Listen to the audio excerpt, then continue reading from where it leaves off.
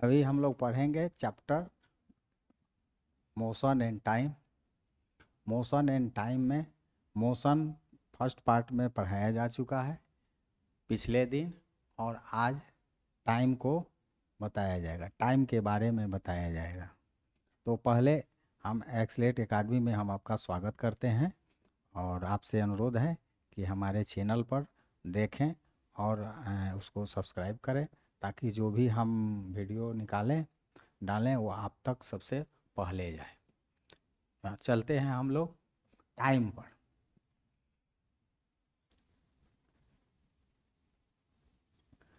Time क्या है?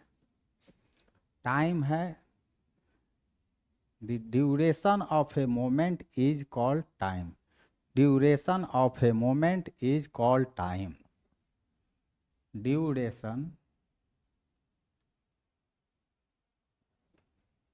of a moment is called time।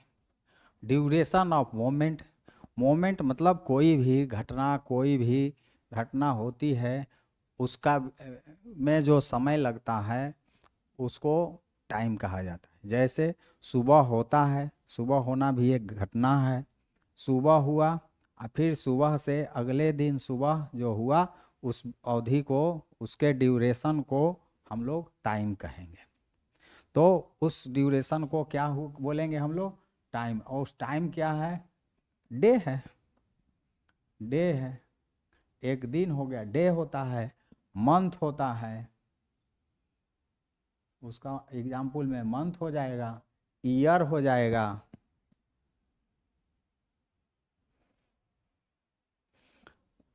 और इसके पहले हम लोग सेकेंड भी लिख सकते हैं, सेकेंड लिखेंगे, मिनट लिखेंगे, आवर लिखेंगे। ये सब duration of a moment is called time. ये ड्यूरेशन है। एक सेकेंड का समय किसी घटना में लगा, किसी में 10 मिनट लग सकता है। यहाँ से हम लोग जा रहे हैं, यहाँ से स्कूल गए, जाने में 10 मिनट लगा, तो उसका ड्यूरेशन क्या हुआ? 10 मिनट। सुबह से सूर्योदय से लेके अगला सूर्योदय के समय तक के ड्यूरेशन को 24 घंटा कहा गया, 24 आवर्स। और 24 आवर्स को ही वन डे कहा जाता है। मंथ होता है एक फुल मून से दूसरे फुल मून, एक पूर्णिमा से दूसरे पूर्णिमा के बीच के अवधि को 1 मंथ कहते हैं। ये करीब 30 दिन के बराबर आता है। और 1 ईयर 365 डेज के बराबर होता है। खैर जो हो, time duration of a moment is called time. Example में second, minute, hour, day, month, year, इतना लिख देंगे तो टाइम के बारे में हम लिख दिए। अब टाइम का यूनिट होता है, हम लोग यूनिट जानेंगे। टाइम का यूनिट क्या होता है? Unit of time. तो ऐसा यूनिट टाइम का जो होता है, टाइम का ऐसा यूनिट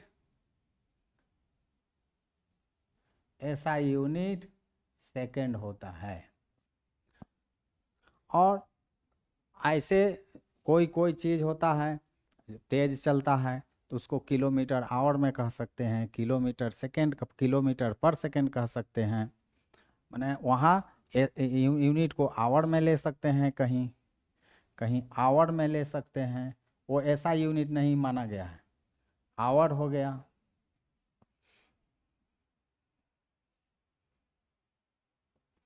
मिनट भी होता है, मिनट हो गया, आवर हो गया। जैसे टोटवाइज है, धीरे धीरे चलता है, धीरे धीरे चलता है तो टोटवाइज का स्पीड हम लोग मिनट में व्यक्त करते हैं। आवर, बस ट्रक की जो स्पीड है उसको आवर में व्यक्त करते हैं, इतना आवर पर किलोमीटर, इतना kilometre per hour, 40 kilometre per hour ऐसे कहते हैं। और तो हम लोग का कितना यूनिट हो गया? सेकंड हो गया, मिनट हो गया, आवर हो गया। सेकंड का छोटा ही होता है, छोटा रूप डेसी सेकंड। डेसी सेकेंड, माने 1/10 सेकेंड को डेसी सेकेंड कहते हैं। इसको हम लोग लिख सकते हैं 10⁻⁻1 सेकेंड को 1/10 सेकेंड 1 डेसी सेकेंड। वैसे ही 10⁻² सेकेंड को 1/100 सेकेंड कहेंगे। इसको 1 सेंटी सेकेंड कहेंगे। हम लोग बार बार प्रीफिक्स की चर्चा करते हैं, डेसी सेकेंड, सेंटी सेकेंड, मिली सेकेंड, माइक्रो सेकेंड। माइक्रो होता है ये जो प्रीफिक्स है, इसका मतलब 10⁻⁻6 होता है। किसी चीज में लगा देंगे, टाइम में लगा देंगे तो माइक्रो सेकेंड हो जाएगा, सेकेंड में लगाएंगे तो माइक्रो सेकेंड हो जाएगा। और माइक्रो के बाद नैनो होता है, नैनो 10⁻⁻9 को कहते हैं। तो 1 नैनो सेकेंड 10⁻⁻9 सेकेंड। पीको भी होता है, pico 10⁻12, 1 pico second 10⁻12 pico second 10⁻12 second. तो इतनी छोटी छोटी यूनिट्स होते हैं। तो टाइम हम लोग जाने, यूनिट ऑफ टाइम जानेंगे, और मेजरमेंट ऑफ टाइम के बारे में इसके बाद जानेंगे। मेजरमेंट ऑफ टाइम,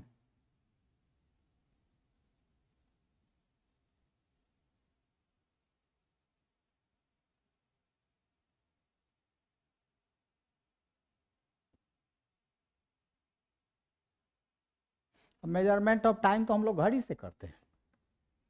आज के समय में टाइम का मेजरमेंट हम लोग घड़ी से करते हैं। पहले कैसे करते थे, अभी कैसे करते हैं? तो मेजरमेंट ऑफ टाइम का हम लोग 2 पार्ट में पहले बांट दें। एक एंशिएंट टाइम में कैसे नापते थे, एंशिएंट टाइम में, और मॉडर्न टाइम में। मॉडर्न टाइम में आज के ज़माने में कैसे करते हैं टाइम का नाम?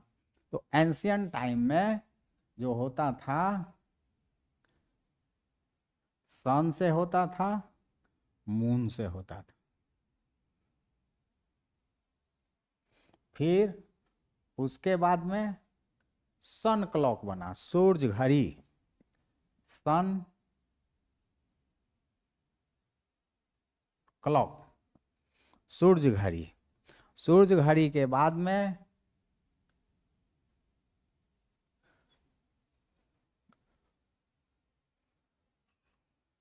सन क्लॉक, सन क्लॉक के बाद में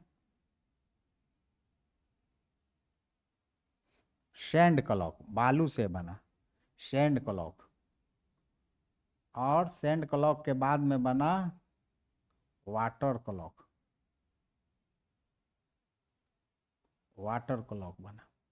अब यहीं आके रुक गया वाटर क्लॉक में। वाटर क्लॉक के बाद हम लोग आ जाते हैं मॉडर्न समय में।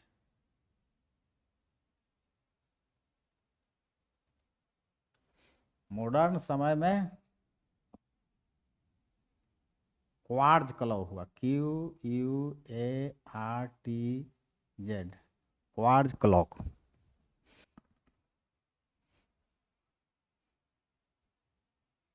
क्वार्ट्ज क्लॉक, क्वार्ट्ज क्लॉक से पहले लिखे हम लोग, ज़्यादा अच्छा है पेंडुलम क्लॉक, पेंडुलम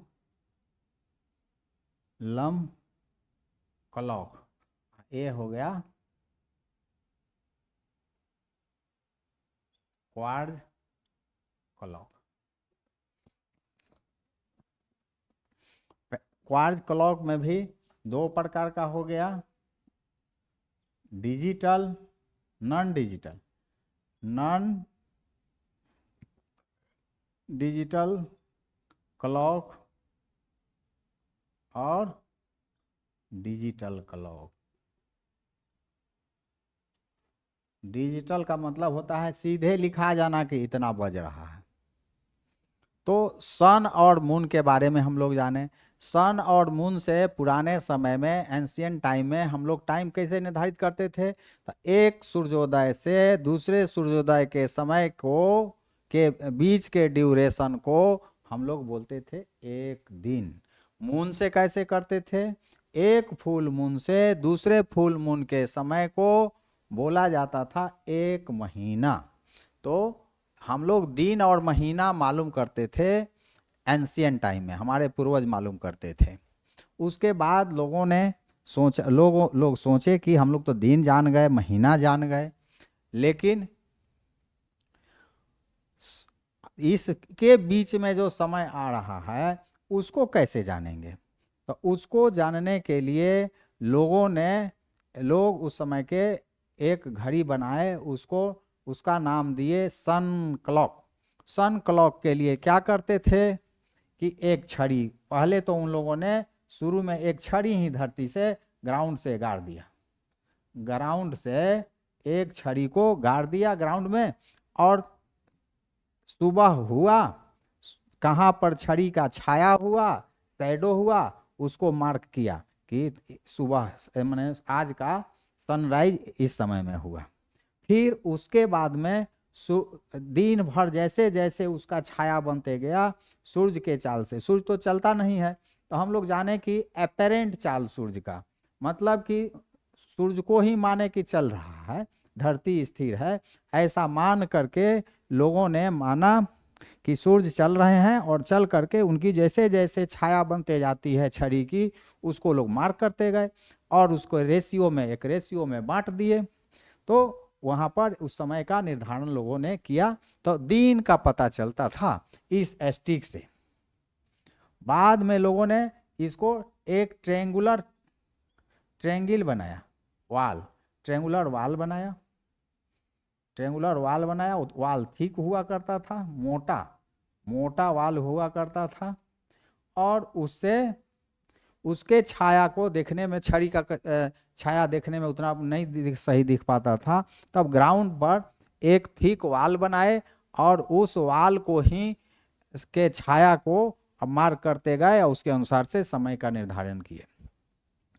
तो ये सन क्लॉक हुआ। ऐसा सन क्लॉक आज भी अपने देश में है, दिल्ली में, दिल्ली के जंतर मंतर एक जगह है, वहाँ पर ऐसा थिक वाल का सन क्लॉक रखा हुआ, माने है, जोड़ कर बनाया गया है। उसी तरह से राजस्थान के जयपुर में भी एक सन क्लॉक है, उसी तरह का दीवार जोड़ करके।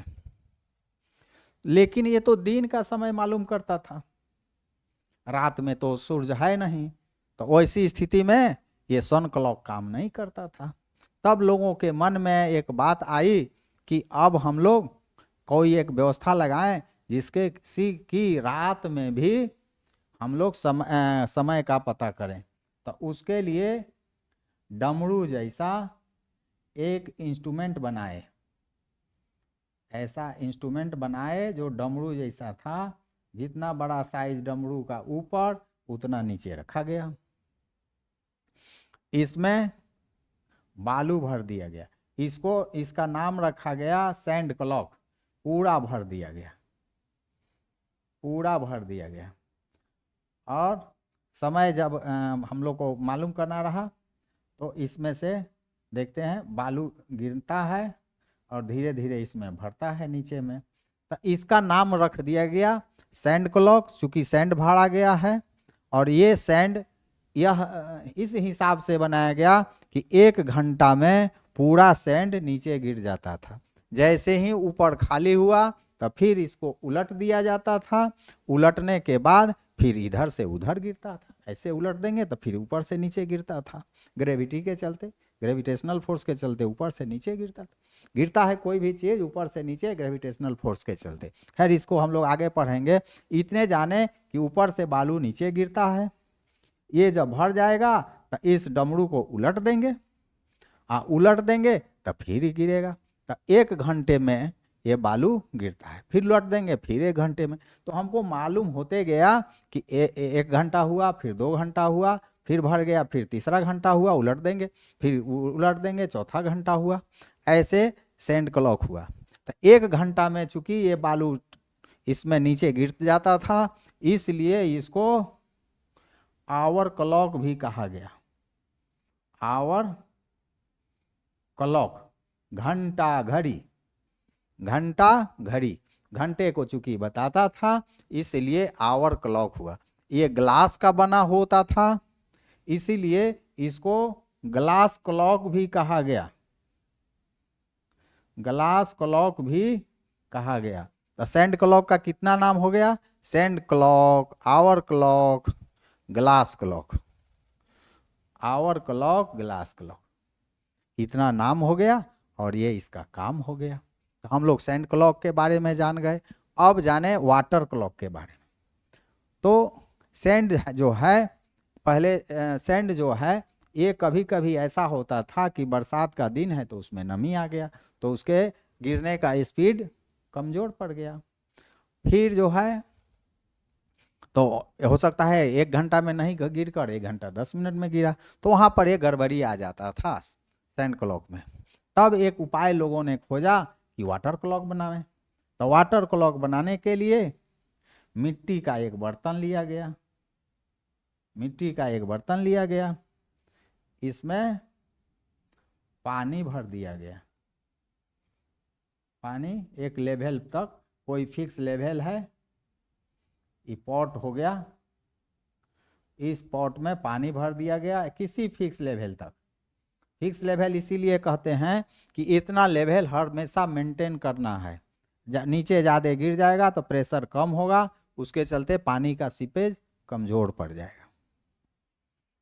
और एक स्थान पर ऐसा किए कि इससे पानी ड्रिप होता था, बूंद बूंद करके गिरता था, यहाँ से ड्रिप, ऐसे बूंद बूंद करके गिरता था। इसको कलेक्शन कर लेते थे एक दूसरे बर्तन में।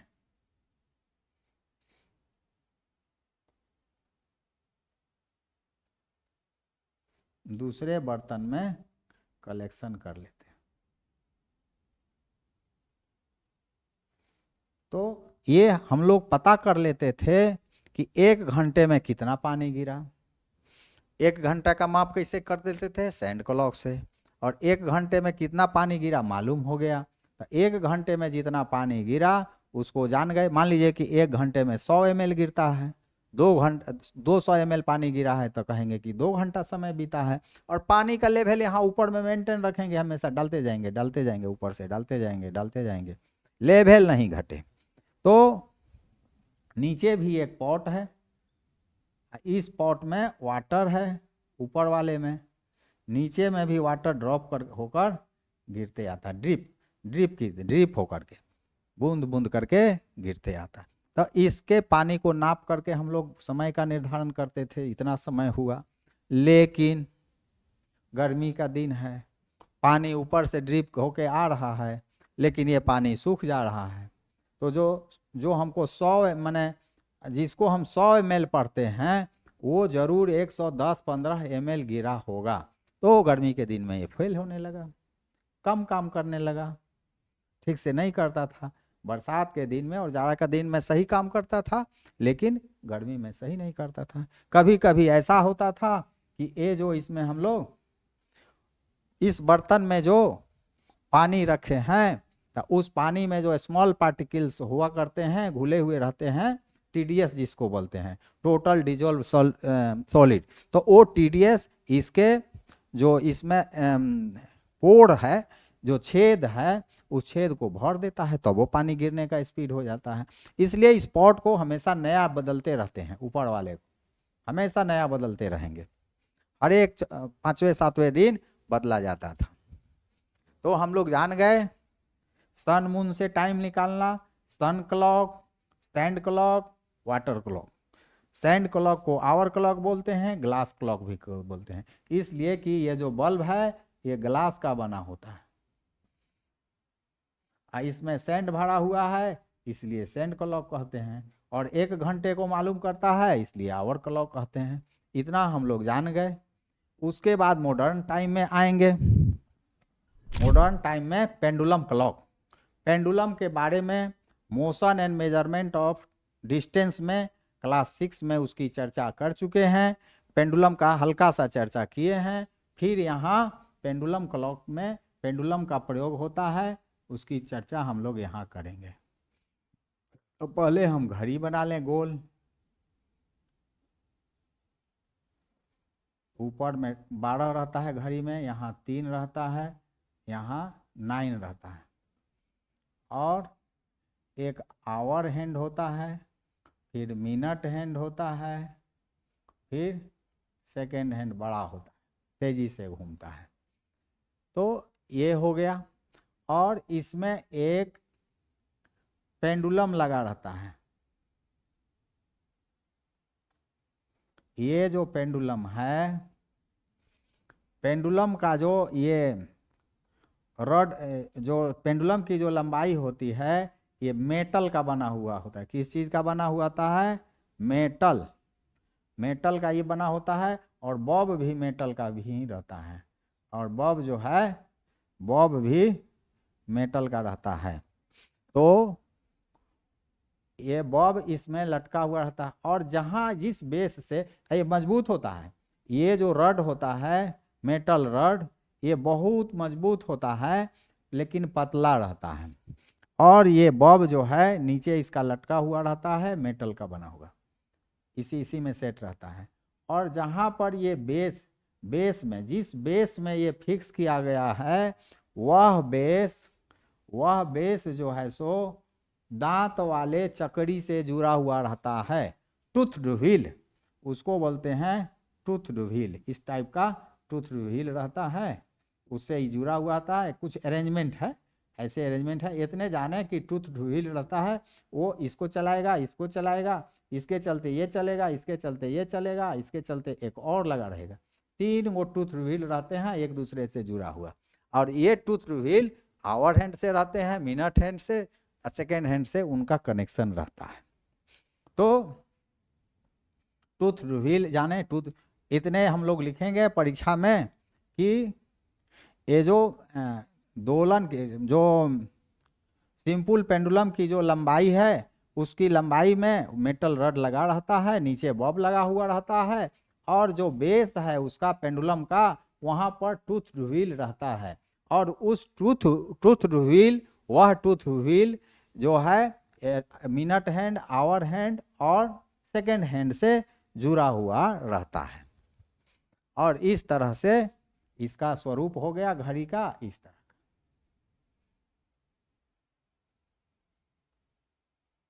ऐसा स्वरूप हो गया। अब घड़ी ऐसा दिखने लगा।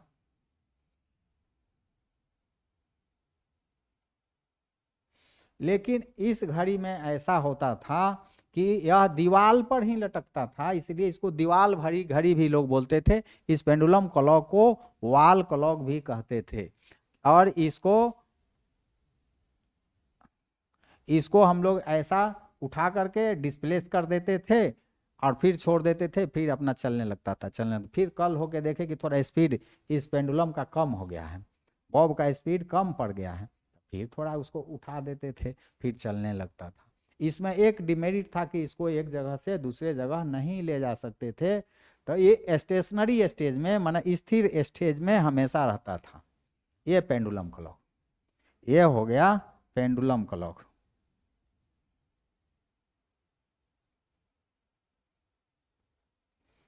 तो इस पेंडुलम क्लॉक हो गया।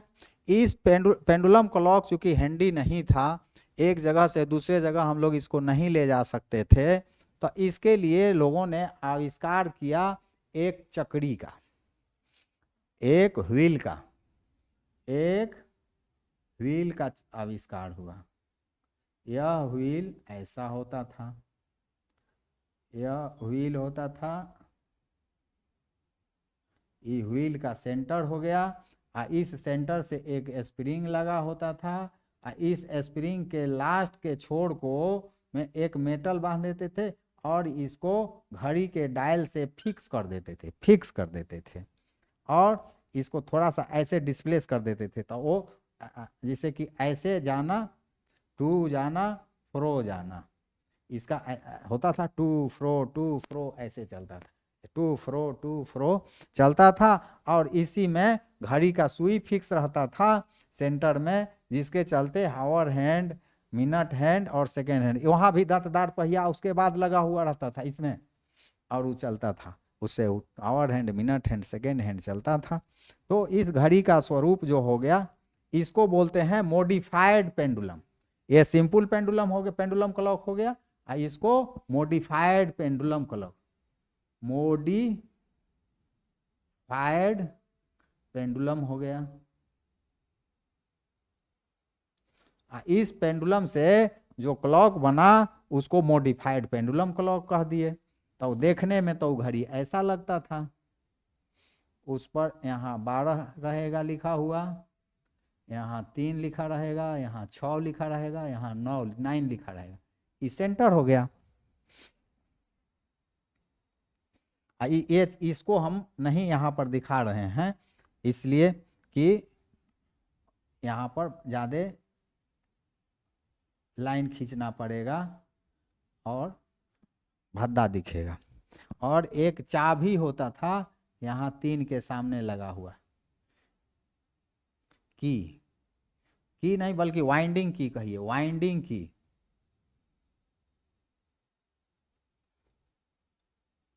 वाइंडिंग की लगा होता था। तो जब घड़ी, उस समय हमको याद है कि वाइंडिंग की में 24 घंटे में एक बार चाबी देना पड़ता था, ऐसे घुमाया जाता था, ऐंठा जाता था इस की को।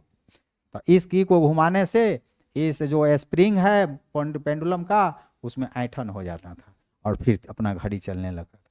अगर देखते थे कि 24 घंटे में एक बार नहीं किए तो 10 घंटे 12 घंटे के बाद वो घड़ी अपने आप बंद हो जाता था। तो इसको वाइंडिंग की कहें, और इस घड़ी को वाइंडिंग क्लॉक भी नाम दिया, मॉडिफाइड पेंडुलम क्लॉक कहे या वाइंडिंग क्लॉक भी कहे। ये हैंडी था, इसमें फीता भी लगाया हुआ रहता था ऐसे, और हाथ में ऐसे, हाथ में इसको हम लोग बांध के रखते थे ऐसे लपेट के, ऐसा दीवार पर भी रहता था। वॉल क्लॉक भी ऐसा बना, और हाथ में बांधने वाला रिस्ट वॉच भी बन गया। तो हम लोग पेंडुलम क्लॉक जाने, मॉडिफाइड पेंडुलम क्लॉक जाने। पेंडुलम क्लॉक 2 प्रकार का, पेंडुलम एक मॉडिफाइड पेंडुलम क्लॉक भी हो गया। इसके बाद हम लोग जानेंगे क्वार्ट्ज क्लॉक। पेंडुलम क्लॉक जान गए, अब जानेंगे क्वार्ट्ज क्लॉक।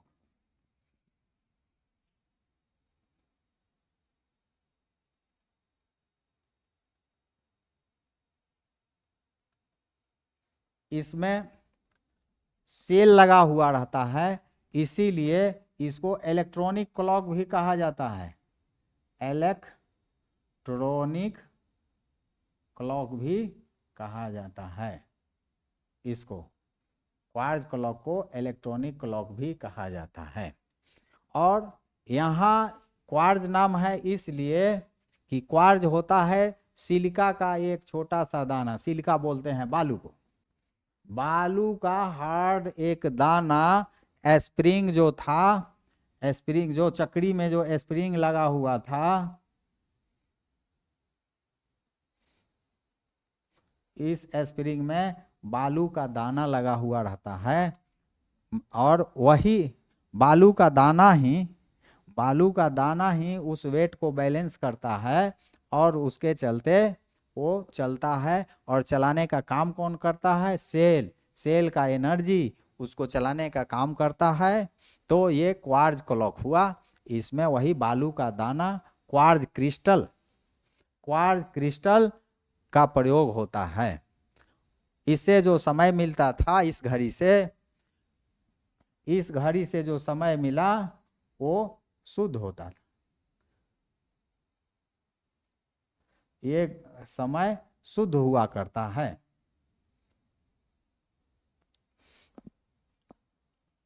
ज्यादा शुद्ध होता था, शुद्ध का ज्यादा शुद्ध होता था। तो ये क्वार्ट्ज क्लॉक का चर्चा हो गया। क्वार्ट्ज क्लॉक 2 प्रकार का होता है, एक नॉन डिजिटल, तो जो चर्चा किए हम लोग नॉन डिजिटल का ही चर्चा किए हैं। और डिजिटल क्लॉक होता है जो कि इलेक्ट्रॉनिक घड़ी में अपने आप लिखा जाता है कि 10, 10, 15, यहाँ AM भी लिखा जाता है, 10, 15 AM लिखा जाता है। अगर AM नहीं लिखाएगा तो मान लीजिए दिन का 2 बज गया तो 12 आ 2 14 लिखल रहेगा। तो 14 जहाँ 1400 लिखा हुआ है तो इसको 12 के बाद 14 हो गया, 13 हो गया, 14 हो गया, ऐसे 24 घंटे तक होता है। 24 घंटे वही लिखा हुआ मिल जाएगा। हम लोग अंदाज लिखा हुआ है, मान लीजिए 15 मतलब 3:15। 15 लिखा हुआ है, 15 लिखा हुआ है। ज़्यादा समझने के लिए 50-20 लिखिए। मतलब 15 मतलब 12 में 3 जोड़ेंगे तब 15 हुआ, तो 3 दिन में, दिन का 320 हुआ। 15-20 का मतलब 320 दिन का। अगर यही लिखा रहेगा 20-25 तो 12-8-20, तो इसको बोलेंगे 8-25 रात हो गया, 8-25 रात का हो गया। इसी तरह डिजिटल में लिखा हुआ रहता है, सीधे लिखा जाता है कि कितना टाइम हो रहा है। अब हम लोग मेजरमेंट ऑफ टाइम तो जान गए, इसमें पेंडुलम का प्रयोग किए, लेकिन पेंडुलम के बारे में हम लोगों ने कुछ पढ़ा नहीं, तो कुछ पेंडुलम के बारे में पढ़ लें तो ज़्यादा अच्छा हो जाए। पेंडुलम की जानकारी ले लें, पेंडुलम होता क्या है। फिगर तो बहुत बनाते आए हैं पेंडुलम का, आपको आसानी है जानने में, कोई दिक्कत नहीं होगा बताने में। तो पेंडुलम, सिंपल पेंडुलम पहले हम लोग जाने। एगो सिंपल पेंडुलम हम लोग जाने थे, वहाँ मॉडिफाइड पेंडुलम था जो घूमता था स्प्रिंग के सहयोग से, वो चक्री घूमता था। सिंपल पेंडुलम, सिंपल पेंडुलम का डिफिनीशन हुआ कि हिंदी में कहेंगे कि पतला, लचीला एवं ऐंठन रहित धागे से किसी धातु के गोले को लटका दिया जाए तो इस प्रकार, दृढ़ आधार से लटका दिया जाए तो इस प्रकार के बने अरेंजमेंट को सरल पेंडुलम कहते हैं, सिंपल पेंडुलम कहते हैं। इसको संक्षेप में SP हम लोग लिखा करेंगे। इंग्लिश में डिफिनीशन बता देते हैं, इंग्लिश में जानिए। If a metal Bob is suspended from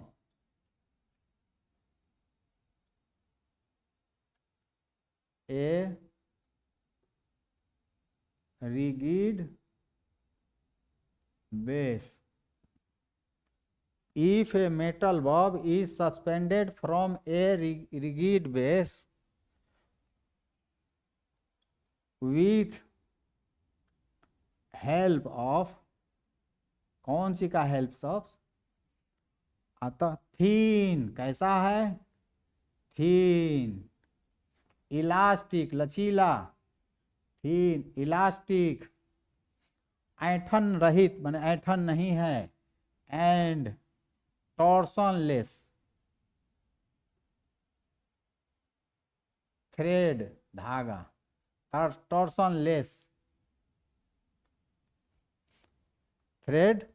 If a metal bob is suspended from a rigid base with help of a thin, elastic and torsionless thread, then तब this arrangement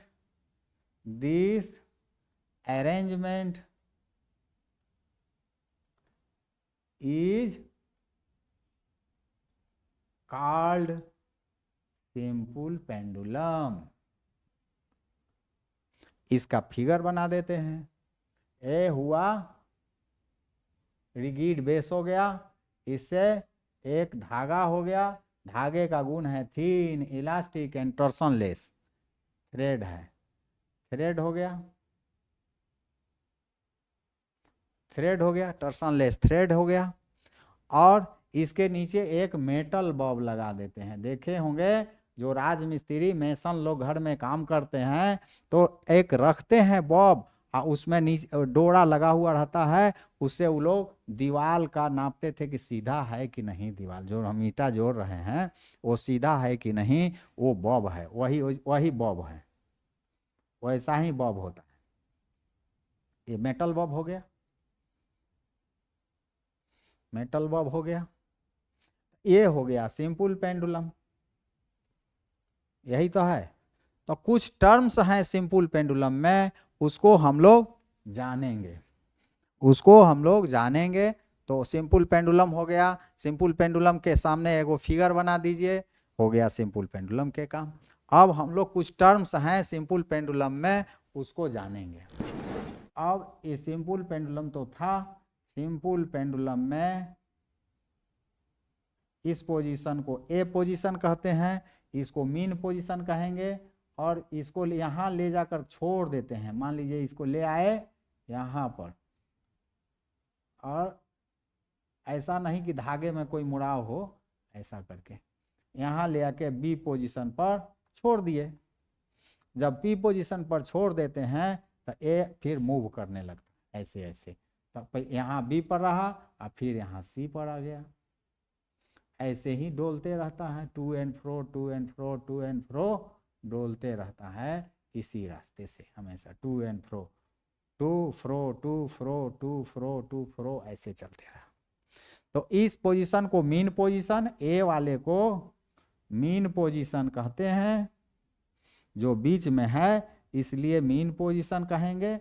अब B और सी को कहेंगे एकदम किनारे है, ये भी किनारे है, इसलिए इसको बोलेंगे extreme position, extreme position. Mean position हो गया, एक्सट्रीम पोजीशन। अब कुछ टर्म्स हैं जिनको हम लोग जानेंगे, वो टर्म सबसे पहले ऑसिलेशन जानेंगे।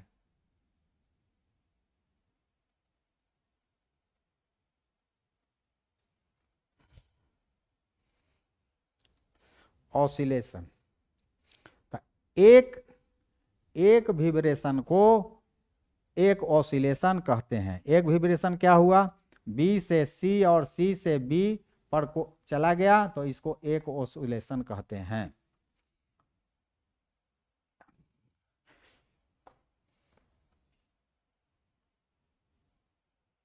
वन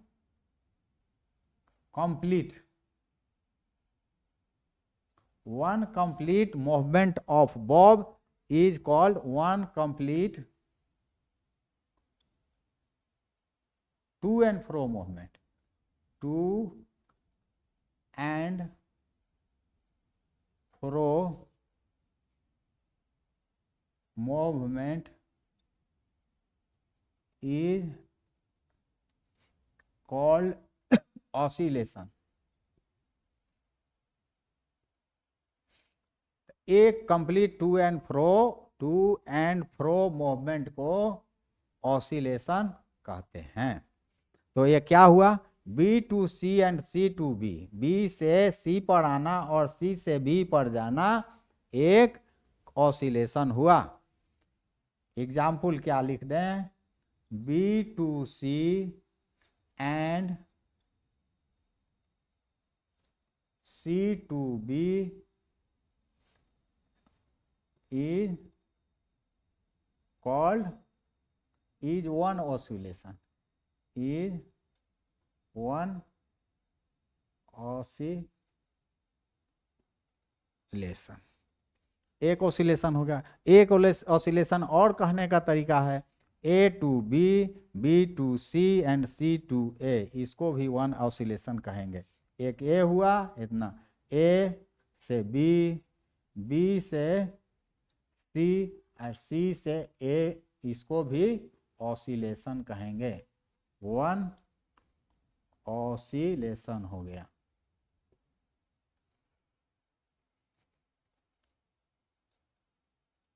वन ऑसिलेशन हो गया। ऑसिलेशन के बाद हम लोग पढ़ेंगे time position, time period, time period of simple pendulum।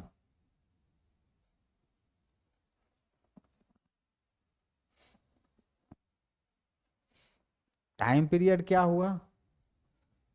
Time जो एक ऑसिलेशन में लगता है उसी को टाइम पीरियड कहते हैं। माने बी से सी और सी से बी पर आने में जो समय लगा उसी को time period of simple pendulum कहते हैं। तो time taken in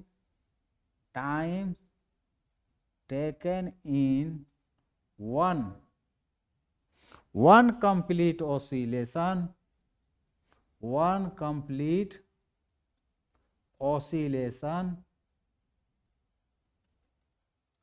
is called, क्या called? Time period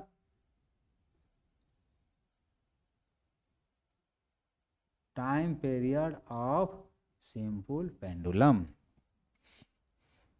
time taken in one complete oscillation is called time period of simple pendulum.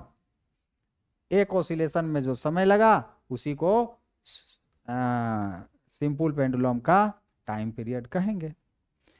और अब हम लोग जानेंगे length of a pendulum. Length of a pendulum, simple pendulum. Length of simple pendulum, simple pendulum की लंबाई क्या है? तो जो फिक्स्ड बेस है वहां से सेंटर ऑफ बॉब के बीच की दूरी को लेंथ ऑफ पेंडुलम कहते हैं। ये तो क्या हुआ? The distance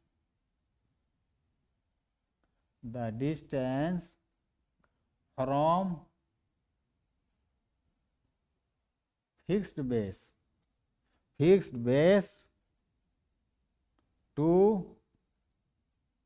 centre of bob is called, क्या called? Length of simple pendulum. Length of simple pendulum. Length of simple pendulum. अब हम लोग जानेंगे कि सिंपल पेंडुलम का अगर लेंथ बढ़ा देते हैं तो उसका टाइम पीरियड बढ़ जाता है। लेंथ का टाइम पीरियड से रिलेशन है। जब लेंथ बढ़ेगा तो टाइम पीरियड बढ़ेगा, लेंथ घटेगा तो उसका सिंपल पेंडुलम का टाइम पीरियड घटेगा। लेंथ घटेगा तो सिंपल पेंडुलम का टाइम पीरियड घटेगा।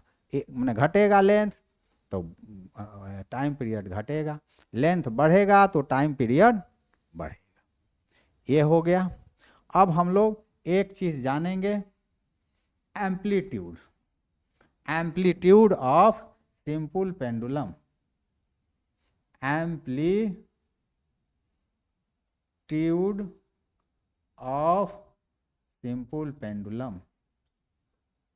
एम्पलीट्यूड ऑफ सिंपल पेंडुलम क्या होगा?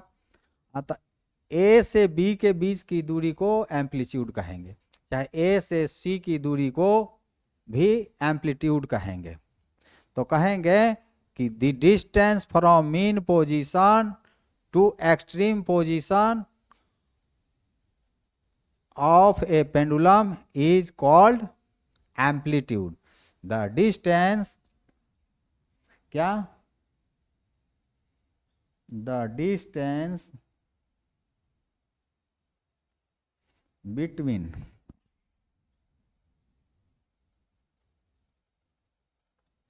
mean position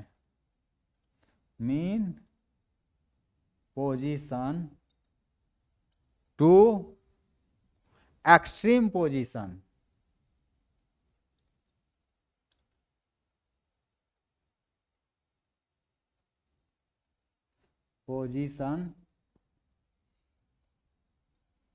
of bob of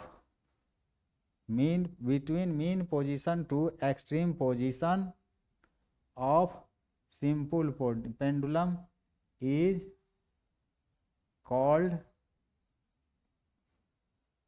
extreme position of bob of bob लिखिए, of bob in a simple pendulum, in a simple pendulum is called amplitude, amplitude. Example दे दें, A B and A C are amplitude. Example क्या हुआ, A B and A C are amplitudes. ये amplitudes हुआ।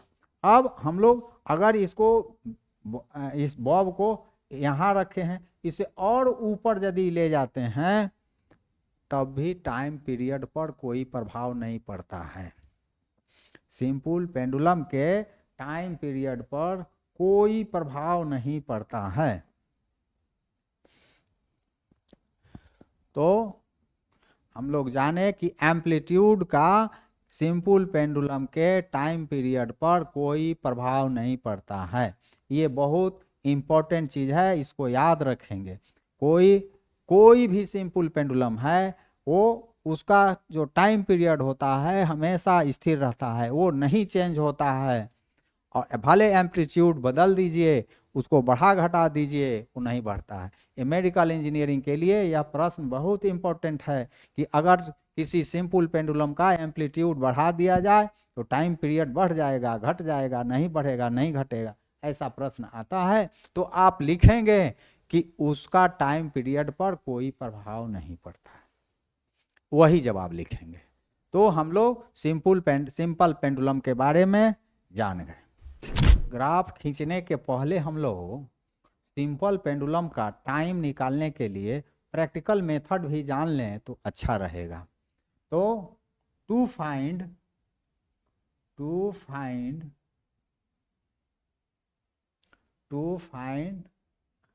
Time period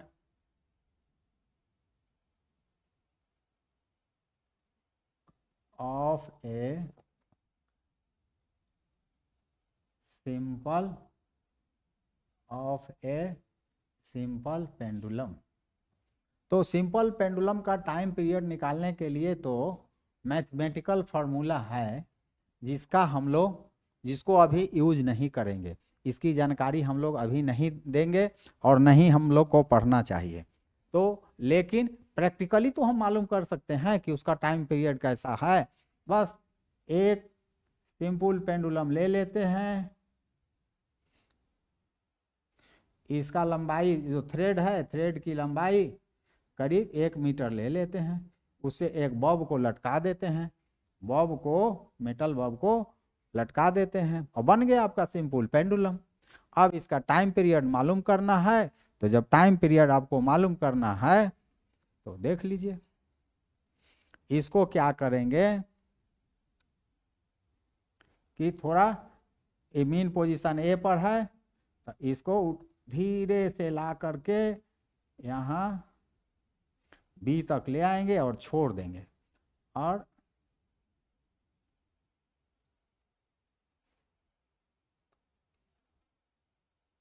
B पर लाएंगे, छोड़ देंगे। लाने में देखेंगे कि धागा कहीं मुड़े उड़े नहीं, एकदम जैसे तना, इसमें तना है, टेंशन है, वैसे ही यहाँ लाने में भी टेंशन को रखेंगे। और जो रूम में पंखा है उसको बंद कर देंगे, नहीं तो इसको ये प्रभावित करेगा, इसके चाल को प्रभावित करेगा। पीरियोडिक मोशन जो ये देगा, बॉब का जो पीरियोडिक मोशन होगा वो प्रभावित हो जाएगा।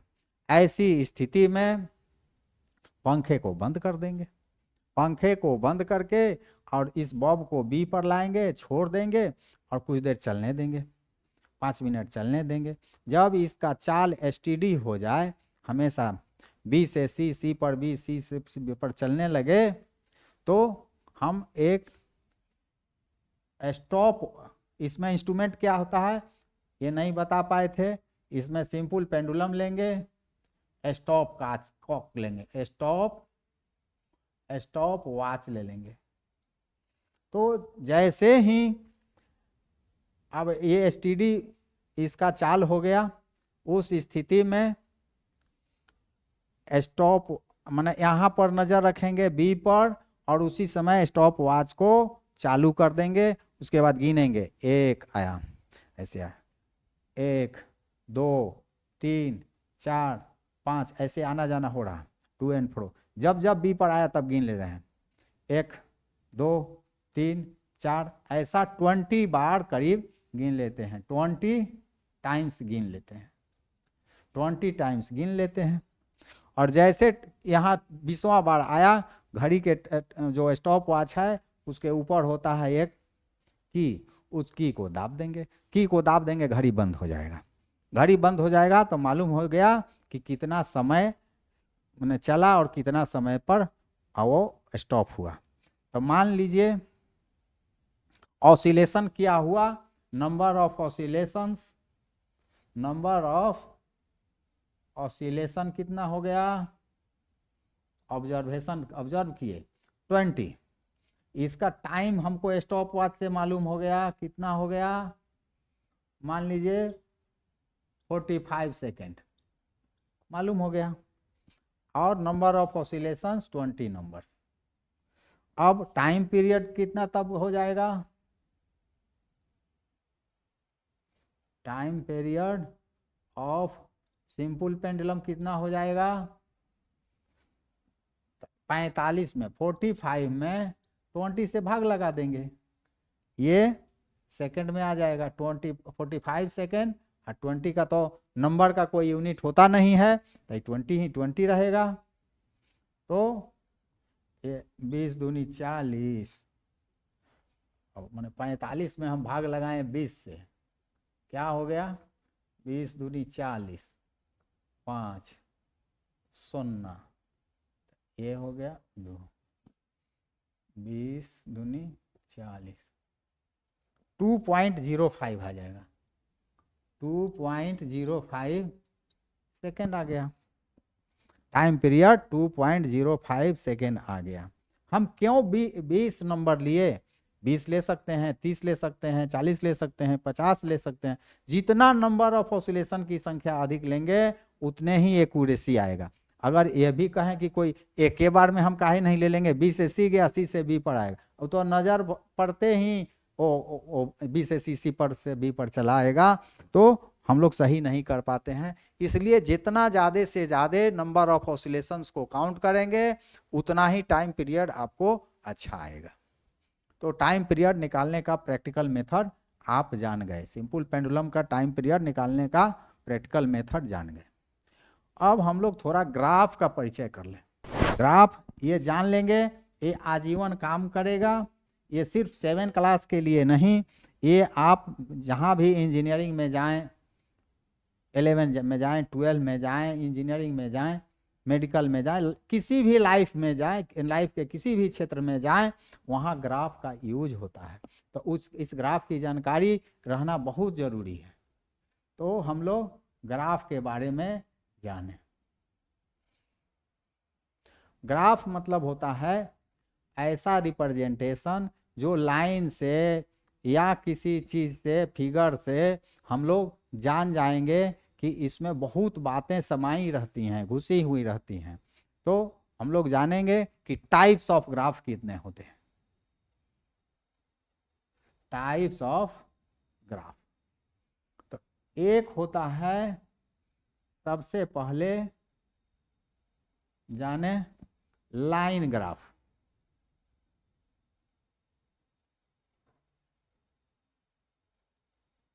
लाइन ग्राफ हो गया।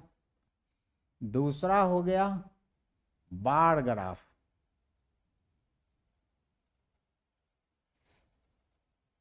इसको कोई कोई हिस्टोग्राम भी कहते हैं, हिस्टोग्राम।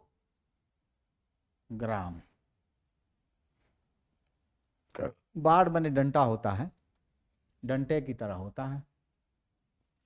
और एक होता है पाई, पाई ग्राफ कहिए, लेकिन अक्सर ग्राफ नहीं लिख के लोग चार्ट लिख देते हैं, तो चार्ट भी कहिए, पाई ग्राफ और पाई चार्ट ये होता है। यही 3 ग्राफ हम लोग को आजीवन देखना है। यहाँ अभी जो हम लोग पढ़ रहे हैं मोशन एंड टाइम में लाइन ग्राफ का ही यूज करेंगे, लेकिन बार ग्राफ भी जान लीजिए, पाई ग्राफ भी जान लीजिए, क्योंकि इसका आजीवन यूज होना है। तो लाइन ग्राफ जो होता है, इसका जो फिगर आता है हमेशा लाइन ग्राफ में लाइन में ही आता है। जब आएगा तो स्ट्रेट लाइन आएगा, चाहे कर्व लाइन आएगा, तो लाइन ना हुआ, चाहे स्ट्रेट हो चाहे कर्व हो, तो वो लाइन ग्राफ ही कहलाएगा। तो ये हम लोग जो डिस्टेंस टाइम ग्राफ खींचेंगे, distance time graph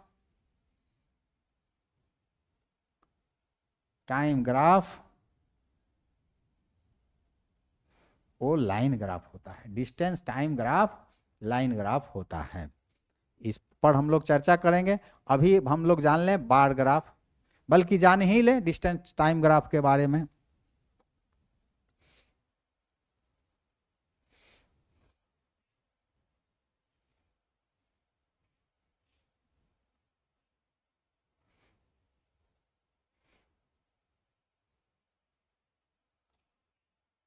line graph, ये हो गया एक्स एक्सिस, वाई एक्सिस, ये हो गया एक्स एक्सिस। ये एक्स एक्सिस यहाँ जहाँ दोनों काटता है वहाँ ओ लिखते हैं, मतलब ओरिजिन कहते हैं, इसको एक्स एक्सिस कहते हैं। ग्राफ पेपर आप देखे होंगे, उस ग्राफ में किसी कॉर्नर पर 0 लिख देंगे और वहाँ से एक सीधा लाइन खींच देंगे, उसको एक्स एक्सिस कहेंगे, इसको वाई एक्सिस कहेंगे, इसको एक्स एक्सिस कहेंगे, इसको वाई एक्सिस कहेंगे, वाई एक्सिस कहेंगे। और जो यूनिफॉर्म मोशन होता है, यूनिफॉर्म मोशन का जो ग्राफ होता है वो हमेशा स्ट्रेट लाइन में आता है।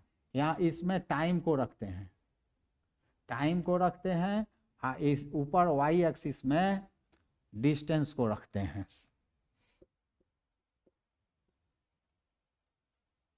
तो यदि कांस्टेंट स्पीड है, line graph of uniform speed, uniform speed का मतलब कांस्टेंट स्पीड, कांस्टेंट स्पीड। तो ये मान लीजिए कि 10 मिनट में चला 1 किलोमीटर, तो यहाँ 1 लिखेंगे, यहाँ 2 3 4, तो 10 मिनट में चला 1 किलोमीटर, तो 1 के सामने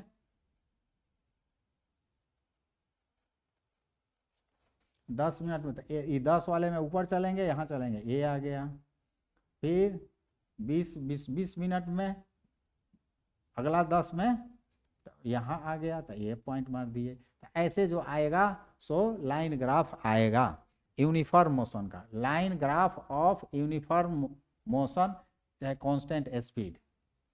तो ये हो गया लाइन ग्राफ कांस्टेंट स्पीड का, जो कि संभव नहीं है दुनिया में। हम लोग बात किए थे कि यूनिफॉर्म मोशन में बात किए थे कि यूनिफॉर्म स्पीड दुनिया में संभव नहीं है। वो कोई भी स्पीड हो, कोई भी मोशन हो, वो बदलते रहता है, चेंज होगा ही। 40 के स्पीड से कोई बस नहीं चलेगी हमेशा, या तो कम होगा चाहे ज़्यादा होगा। तो ऐसा संभव है नहीं, लेकिन हम लोग थ्योरी में पढ़ रहे हैं line graph of uniform speed चाहे यूनिफॉर्म मोशन। अब लाइन ग्राफ ऑफ अनयूनिफॉर्म चाहे नॉन यूनिफॉर्म मोशन। हाँ, एक और बात, ये तो एक खींच लिए हम लोग, एक और लाइन ग्राफ की चर्चा करें यूनिफॉर्म मोशन में। एक गाड़ी जा रही थी, उसका ग्राफ ऐसा आया, दूसरी गाड़ी जा रही है, उसका ग्राफ ए आया।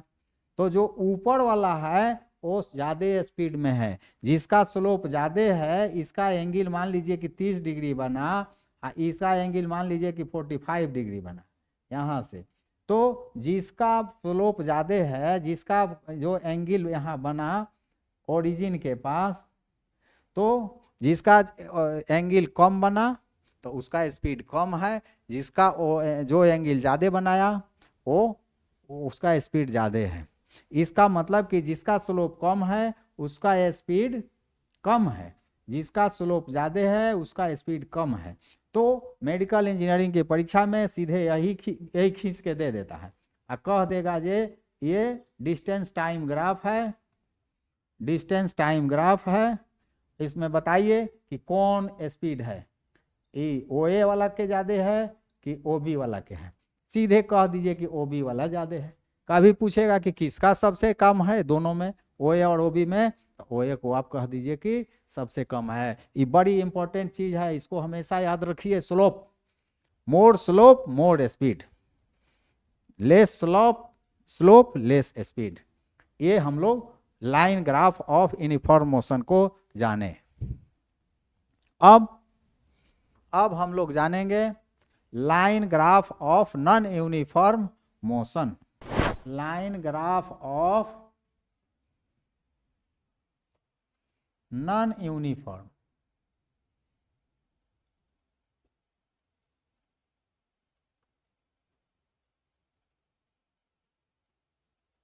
वैसे ही ग्राफ पेपर में ओ एक्स ओ वाई होगा, यहाँ टाइम होगा, यहाँ डिस्टेंस होगा, ओ वाई के में डिस्टेंस होगा, ये टाइम होगा, और इसका जो ग्राफ खींचेंगे उसका ऐसा आएगा, टेढ़ा कर्व्ड आएगा नॉन यूनिफॉर्म मोशन का। नॉन यूनिफॉर्म मोशन को एक्सेलरेटेड मोशन भी कहते हैं, एक्सेलरेटेड मोशन भी कहते हैं। इसका हमेशा कर्व लाइन आएगा। Line graph of non uniform motion चाहे एक्सेलरेटेड मोशन का हमेशा कर्व लाइन आएगा, कर्व लाइन आएगा, याद रखें। यही मोशन अक्सर पाया जाता है, वो न यूनिफॉर्म मोशन नहीं है, लेकिन परीक्षा में वो पूछता है, स्लोप वाला बात याद रखेंगे। More slope more speed, less slope less speed. यहाँ नॉन यूनिफॉर्म में हमेशा कर्व्ड आएगा, जब आएगा तब टेढ़ा ही आएगा, सीधा नहीं आएगा। तो नॉन यूनिफॉर्म मोशन का भी हम लोग जान गए। अब एक जानेंगे कि लाइन ग्राफ ऑफ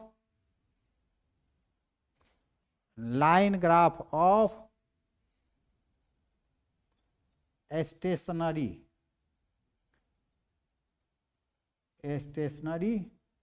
ऑब्जेक्ट, चाहे नॉन मूविंग ऑब्जेक्ट कहिए, नॉन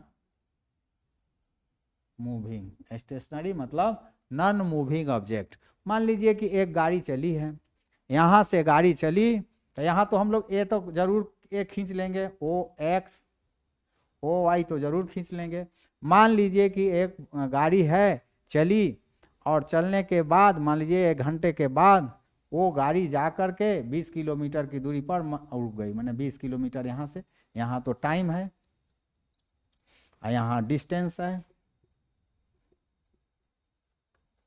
यहाँ डिस्टेंस है, ये टाइम है। तो 20 किलोमीटर पर जा कर के गाड़ी रुक गई और वहीं खड़ी हो गई, खड़ा हो गया और 24 घंटे तक मान लीजिए खड़ा रह गया। 24 घंटा के छोड़िए, 5 घंटे तक खड़ा रहा।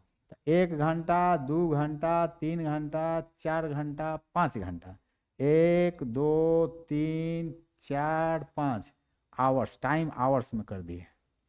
20 किलोमीटर पर जाके खड़ा हो गया। तब जो ग्राफ खींचेंगे ये हमेशा तो 20 के पास है, हमेशा 20 के पास है, तो ये पैरेलल टू एक्स एक्सिस आएगा। जो मिलाने का काम करते हैं पॉइंट, जो वो फ्री हैंड करते हैं, तो देख रहे हैं कि पैरेलल टू टाइम एक्सिस आ गया। तो जब कोई स्टेशनरी ऑब्जेक्ट होता है, रुक जाता है, खड़ा हो जाता है, तो जहां खड़ा हुआ, जितनी दूरी पर जाके खड़ा हुआ, वहीं से पैरेलल लाइन खींच देंगे टाइम के अलोंग। खिंचा जाता है, खींच का देंगे, खिंचाता है, जो पॉइंट हम टाइम के हिसाब से फिक्स करेंगे और उस पॉइंट को मिलाएंगे, तो जो लाइन आएगा वो पैरेलल टू टाइम एक्सिस आता। तो हम लोग distance time graph, line graph के बारे में जान गए। अब जानेंगे बार ग्राफ के बारे में। बार ग्राफ, तो बार होता क्या है? बार माने तो डंडा होता है, तो डंडे की तरह ही वो ग्राफ होता है, और उसमें कुछ लिखा हुआ रहता है जिसे हम लोग जानते हैं। जैसे देखिए, उसे हिस्टोग्राम भी कहते हैं। एक लाइन ऐसा खींच देते हैं, उस पर मार्क कर देते हैं, जिसे मान लीजिए कि एक यहाँ पॉइंट लाइन मार देते हैं। अक्सर ये क्रिकेट के जो रन्स बनते हैं उनमें दिखाए जाते हैं बार ग्राफ।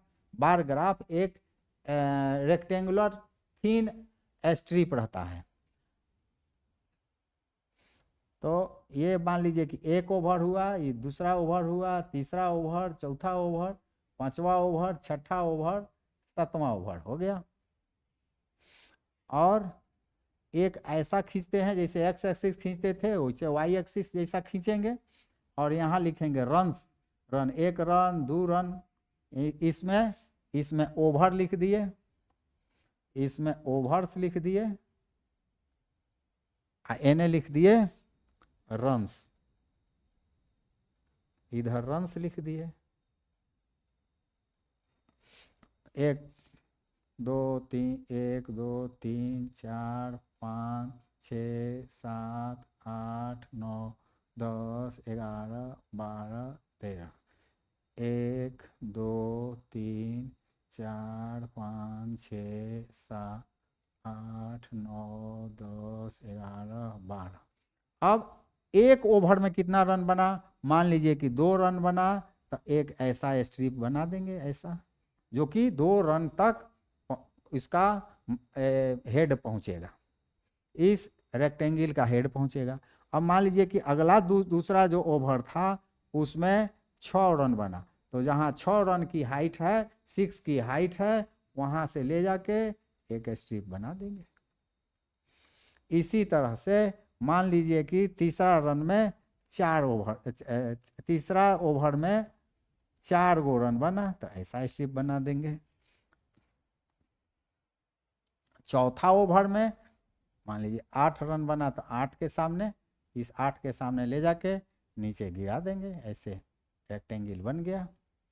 पांचवें ओवर में मान लीजिए कि 9 रन बना है, तो 9 के सामने तक ले जाएंगे,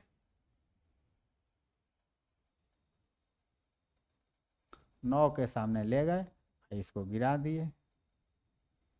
छठे ओवर में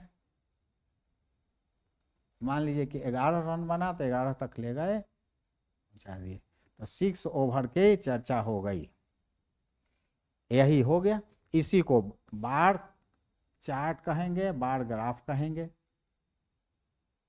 चाहे हिस्टोग्राम कहेंगे। ये हो गया बार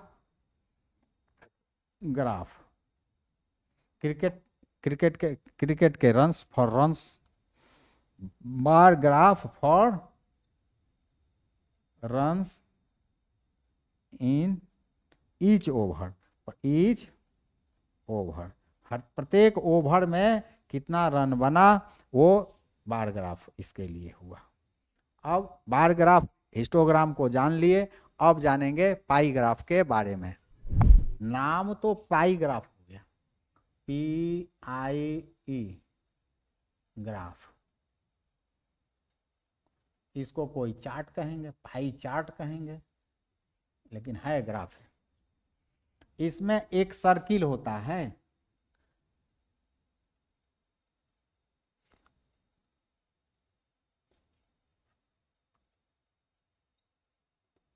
और जानते हैं कि सर्किल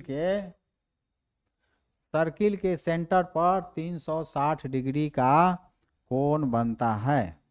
ये हम लोग ज्योमेट्री में जानते हैं। नहीं जानते हो तो जान लीजिए कि एक सर्किल के सेंटर पर 360 डिग्री का कोण बनता है। 360 डिग्री का कोण बनता है। तो किसी भी चीज, और इस पूरे 360 को 100% समझ लीजिए, ये पूरा सर्किल हो गया 100%। 100% हो गया। तो इसका कोई भी चीज को परसेंट में व्यक्त करना है, कोई भी चीज किसी चीज में है कितना है उसका बताना है। अच्छा एग्जाम्पल है एयर। एयर में कितना नाइट्रोजन है मालूम आप लोग को होगा, नहीं मालूम है तो जानिए करीब करीब 78% एयर है। एयर में नाइट्रोजन है। ऑक्सीजन कितना है 21%। तो 78% नाइट्रोजन, 21% ऑक्सीजन, और जो अगला 1% बचा वो मान लीजिए कि मिसलेनियस गैसेस, अदर गैसेस 1% में है। तो इसका हम लोग को यदि कहा जाए कि इसको पाई ग्राफ में लिखिए बनाइए तो कैसे बनाएंगे?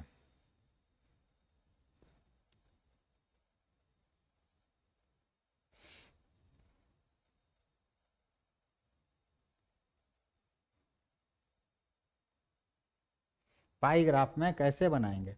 तो इतना तो जान रहे हैं कि इतना अगर खींच देंगे ऐसे तो A70 दूरी 75 कहलाएगा।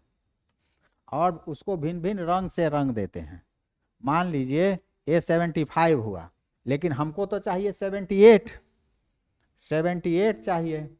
78 के लिए 70 उसको बांट लेंगे, कितना डिग्री करेंगे उतना। मान लीजिए कि ये 75 से थोड़ा ज़्यादा कर दिए तो ये हो गया 78%। और इसको ब्लू रंग से रंग देंगे। N2 हुआ 78%। N2 मतलब नाइट्रोजन गैस। और क्या हम लोग जानते हैं कि 21% ऑक्सीजन है। इसमें ऑक्सीजन मान लीजिए कि रेड से दिखाते हैं, भिन्न भिन्न कलर से दिखाएंगे तो ज़्यादा ही अच्छा लगेगा। ये है 21%, 21%, 20 मैंने O2 21%। और बाकी जो रह गया 1% उसको हम लोग ब्लैक से दिखा दें तो ज़्यादा अच्छा रहेगा।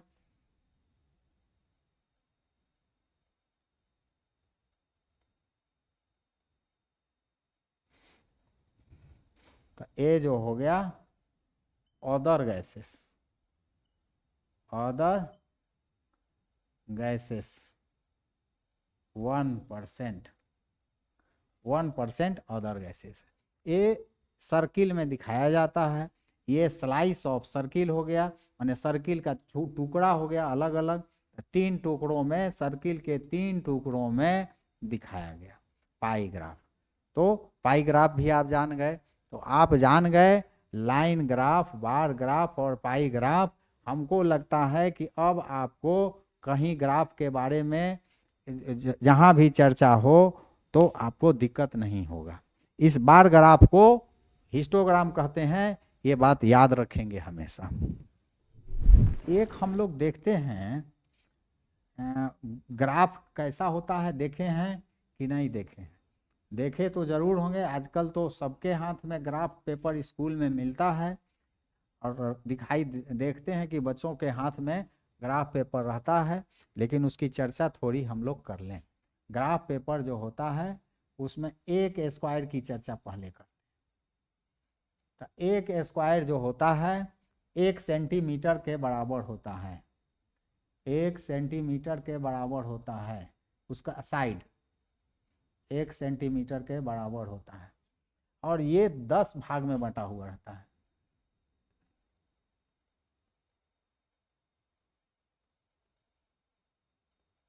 दस भाग में। इसी तरह से ये भी 10 भाग में बटा रहता था। ये ऐसे ऐसे रहेगा, ऐसे, मतलब ये ऐसे 10 भाग में बटा रहेगा। तो टोटल 100 डिवीजन हो जाते हैं। 100 डिवाइडेड 100 स्क्वायर्स हो जाएंगे, स्मॉल स्क्वायर्स, स्मॉल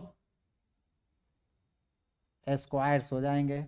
और एक छोटा एक स्मॉल स्क्वायर का मेजरमेंट कितना आएगा 1 mm। इस सेंटीमीटर है तो 10 mm है, मतलब एक 1 स्क्वायर साइड कितना हो जाएगा 1 mm हो जाएगा।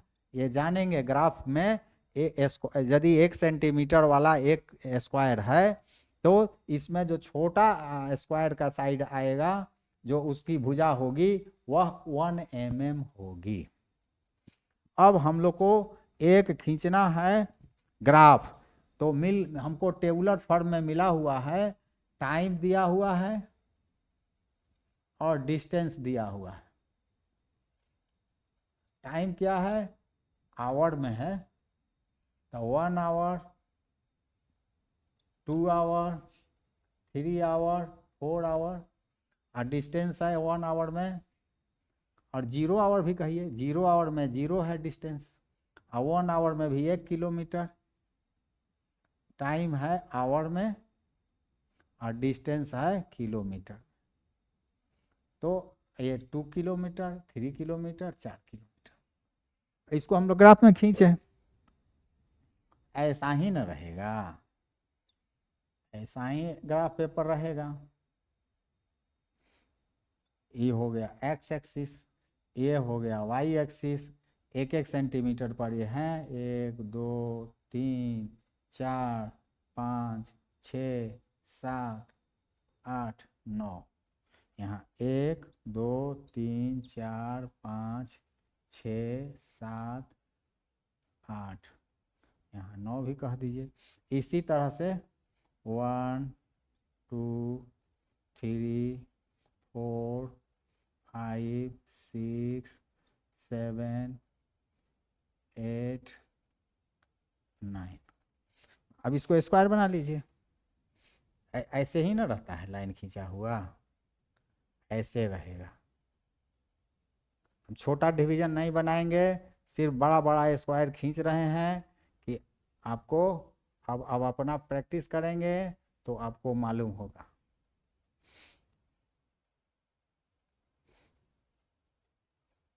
ग्राफ पेपर मेरे पास रहता तो अभी तक बन गया रहता, लेकिन ग्राफ भी हमको पेपर बनाना पड़ रहा है बोर्ड पर। हाँ, तो छोटा डिवीजन हम नहीं बना रहे हैं, जैसे यहाँ छोटा बताए थे उस डिवीजन को नहीं बना रहे हैं।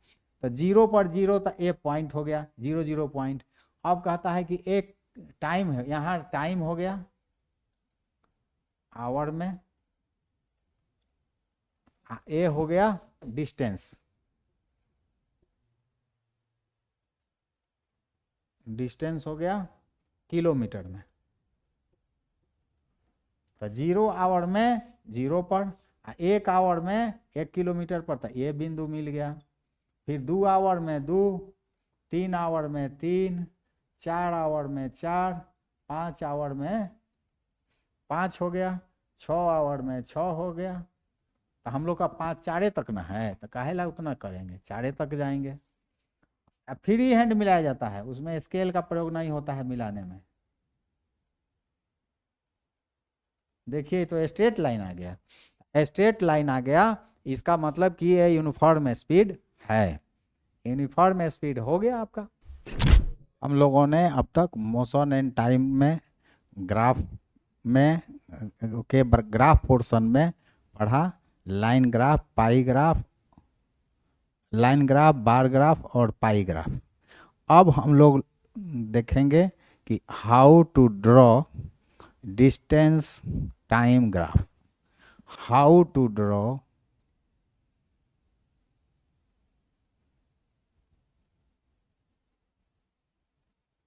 Distance time graph. ये जो होता है एक टाइप का लाइन ग्राफ रहता है, तो इसके लिए हम लोग को क्या चाहिए, ग्राफ पेपर चाहिए।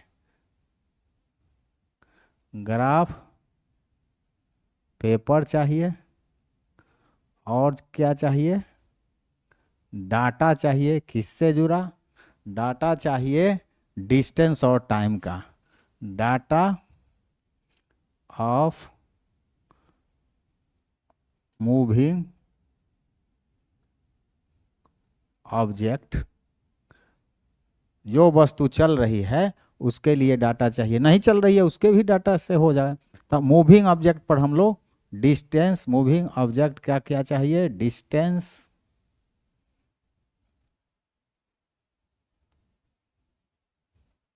और टाइम, ये दो चीज यही चाहिए। डाटा ऑफ मूविंग ऑब्जेक्ट में डिस्टेंस और टाइम ये चाहिए। और ये रहने के बाद हम लोग डिस्टेंस टाइम ग्राफ खींचते हैं। तो ग्राफ में रहता क्या है, तो देखे होंगे ग्राफ पेपर बहुत देखे होंगे आप, जिसमें कि एक बड़ा स्क्वायर रहता है, वो बड़ा स्क्वायर रहता है, उसका एक साइड 1 सेंटीमीटर रहता है। उस स्क्वायर ऐसा रहता तो बहुत है, ऐसे ऐसे ऐसे ऐसे, लेकिन हम लोग अभी एक स्क्वायर की चर्चा करेंगे। ये 1 सेंटीमीटर उसका एक साइड होता है। तो ये एक साइड है तो सब साइड एक एक सेंटीमीटर, ये भी 1 सेंटीमीटर होगा, ये भी 1 सेंटीमीटर होगा, ये भी 1 सेंटीमीटर होगा। और ये जो 1 सेंटीमीटर है ये 10 भाग में बटा हुआ रहता है।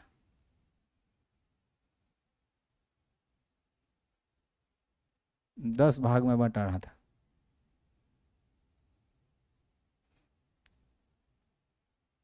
बराबर बराबर 10 भाग में बटा रहता है।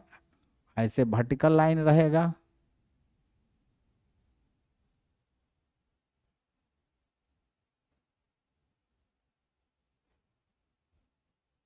ऐसे ही 10 भाग में बटा हुआ रहता है। ये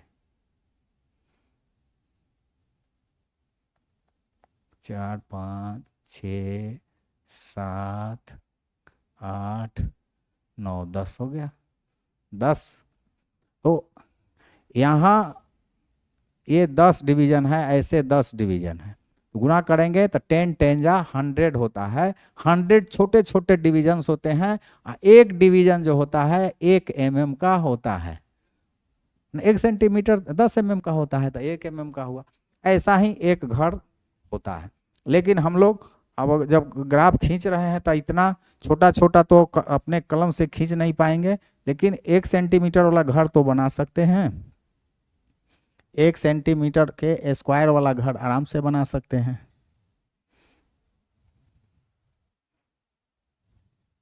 ये बना रहे हैं, ग्राफ पे पढ़ता तो बनाने की आवश्यकता नहीं होती, उसी पर हो जाता, ग्राफ का काम हम लोग का हो जाता।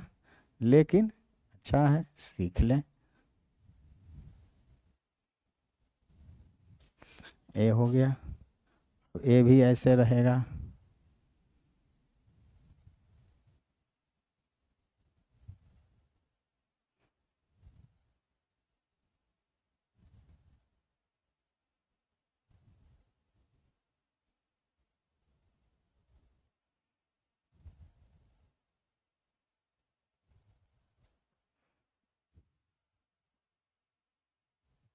हो गया आपका एक ग्राफ पेपर हो गया।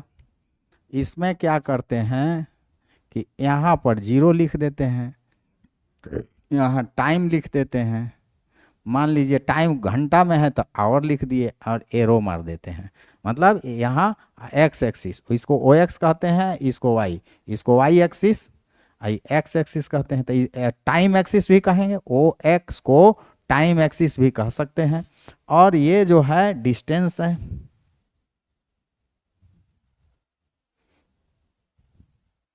डिस्टेंस मान लीजिए कि किलोमीटर में है तो इसको डिस्टेंस एक्सिस कहते हैं। Time axis, distance axis. मान लीजिए हम लोग को डाटा जो मिला है, जो डाटा मिला है उसमें यहाँ डिस्टेंस है, यहाँ टाइम है। देखिए कैसा डाटा मिला है। तो जब 0 समय था, टाइम 0 था, टाइम 0 था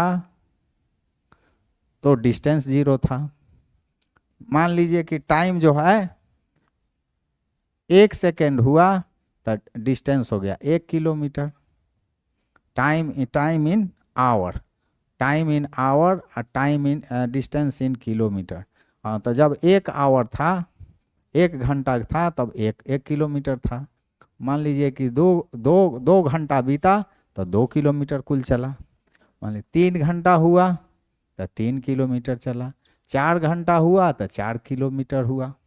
इसी को तो प्लॉट करना है। तो जब जीरो था एक्स वाला तो ये जीरो था, और वाई भी जीरो है तो पॉइंट जीरो हो गया।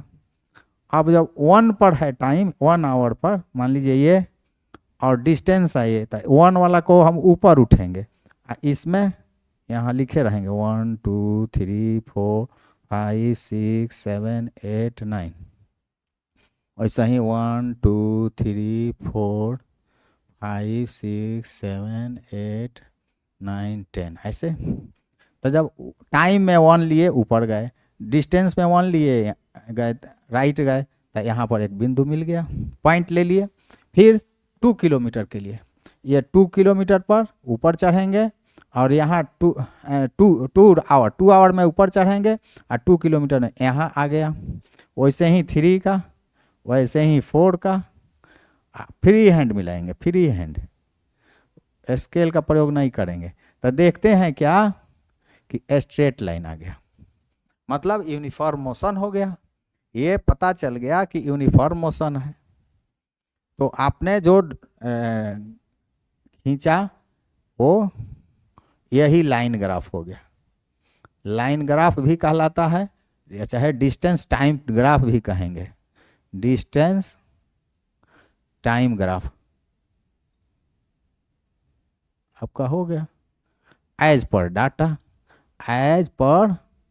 डाटा अवेलेबल, जो डाटा हम लोग को मिला उसके अनुसार से ऐसा ग्राफ का आ गया फिगर। तो डिस्टेंस लाइन ग्राफ आपको खींचने आ गया। अब यदि ये शो करता है कि यूनिफॉर्म मोशन है, नॉन यूनिफॉर्म रहता तो यही हम लोग डाटा रखते तो आपको कर्व लाइन आ जाता। खैर उतना हम लोग नहीं, खींचने का पॉइंट सेट करने का जाने, टाइम पॉइंट लेंगे, डिस्टेंस पॉइंट लेंगे, और डिस्टेंस लेंगे और टाइम के लिए ऊपर भागेंगे, टाइम लेकर डिस्टेंस लेके राइट में जाएंगे, कहीं ना कहीं दोनों लाइन काटेगा, वहाँ पर आप लाइन मार लिख देंगे, तो इसका मतलब कि 1 1 हुआ, 1 1, एक टाइम और एक दूरी। यहाँ 2 2, यहाँ का 2 और यहाँ का 2, तो 2 2 कहते हैं, 2 2, इसी तरह से हो जाता है। तो आप डिस्टेंस टाइम ग्राफ जान गए। इसके बाद जाने कि इससे लाभ क्या है। लाभ क्या है डिस्टेंस टाइम ग्राफ का, advantage of distance time graph, advantage of distance time graph, advantage of distance time graph देखेंगे। इससे ग्राफ देखने से मालूम चल जाएगा, क्योंकि ग्राफ के बारे में आप लाइन ग्राफ के बारे में पढ़े हैं कि सीधे हो तो यूनिफॉर्म ग्राफ, अगर वो कर्व्ड हो गया तो कहेंगे कि नॉन यूनिफॉर्म है, कुछ दूरी के पर जाने के बाद फिर एक्स एक्सिस के पैरेलल हो गया, मतलब टाइम एक्सिस के पैरेलल हो गया, तो इसका मतलब कि वो ऑब्जेक्ट स्टेशनरी है, खड़ा हो गया है, तो उसका graph parallel to X axis आएगा। तो इससे पता चलता है nature of speed, nature of speed पता चलता है, क्या स्पीड का नेचर है, मतलब यूनिफॉर्म है कि नॉन यूनिफॉर्म है, ये पता चल जाता है। फिर उसके बाद आपको टेबल दे दिया रहेगा, टेबुलर फॉर्म में जो दे दिया गया था कि इतना समय में इतना दूरी, इतना समय में इतना दूरी, उससे पता नहीं चल पाता है कि वो कैसा है, उसका क्या स्पीड है। अगर मान लीजिए कि 1 घंटा, अच्छा एक वो है कि हम लोग इसके बीच में इंटरपोलेट करते हैं, मैंने 2 घंटा और 3 घंटा के बीच में अगर 2.5 घंटा में, तो हमारे पास डाटा में तो नहीं लिखा हुआ था, और कहा जाए कि 2.5 घंटा में कितना दूर चला हुआ है, ये मालूम करिए, 2 घंटा 30 मिनट में कितनी दूरी चला है। तो इसके लिए हम लोग क्या करेंगे कि इसी ग्राफ में 2 और 3 के बीच वाला पॉइंट ले लेंगे, इसमें धीरे धीरे धीरे धीरे डॉट करते करते ऊपर चल गए, तो ये बिंदु मिल गया। और इससे फिर हम लेफ्ट में चलेंगे, तो लेफ्ट में चलेंगे तो ये मिल गया, 2 और 3 के बीच में, माने 2.5, मतलब 2.5 घंटे में 2.5 किलोमीटर चला। तो आपने कैसे मालूम किया? जो आपको प्रश्न दिया गया कि 2.5 घंटे में कितनी दूरी हुआ, तो जो हमारे पास ग्राफ है, जो डाटा है, जो ग्राफ है, उस ग्राफ के भीतर में मालूम कर लिए। तो इसमें इस मेथड को बोलते हैं इंटरपोलेशन। इंटरपोलेशन मतलब ग्राफ के भीतर, interpolation, by interpolation method we can calculate any distance covered at any time, किसी भी समय का मालूम कर लेंगे कि किस समय में कितना दूरी चला। तो इंटरपोलेशन हो गया। फिर एगो एक्सट्रपोलेशन होता है। ये तो हम लोग का 4 घंटा का समय दिया हुआ था, अब पूछ लेगा कि 5 घंटा में कितना चलागा।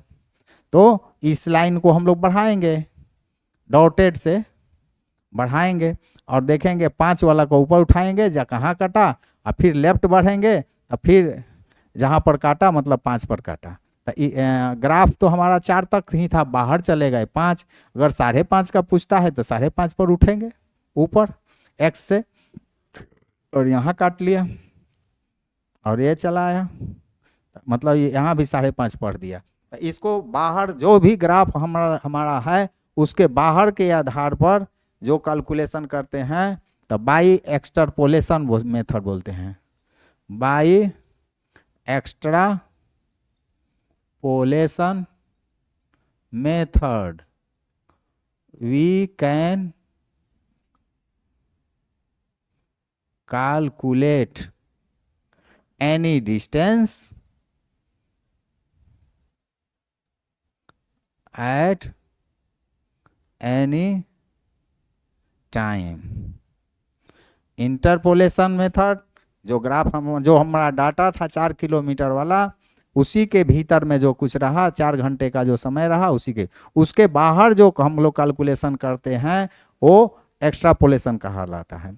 लेकिन वो हम लोग जो टेबुलर फॉर्म में डाटा मिला था उससे नहीं पता कर सकते हैं कि वो कितना चला है। और इसके बाद में हम लोग कैलकुलेट कर सकते हैं, we can calculate speed at, we can calculate speed रखिए, we can calculate speed. Speed calculation कैसे होगा? आप जानते हैं स्पीड का फॉर्मूला में डिस्टेंस बाय टाइम होता है।